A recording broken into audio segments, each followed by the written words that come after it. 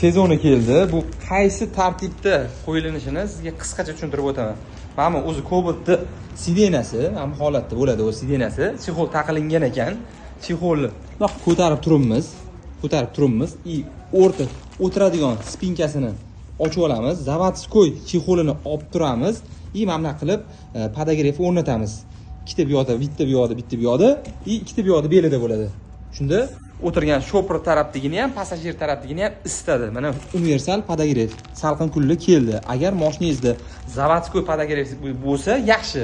Zavodskoy podogrefi yo'q bo'lgan mashina borki, liboyga qo'ysa bo'ladi. U xoh Matiz bo'lsin, xoh Damas bo'lsin, xoh Spark bo'lsin, umuman ahamiyati yo'q. Bu universal. Xudo xolasa knopkalarni aytgan joyingizga o'rnatib beramiz.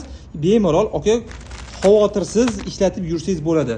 Kuzda, qishda bu narsani sezoni boshlanadi, juda as qotadi aka.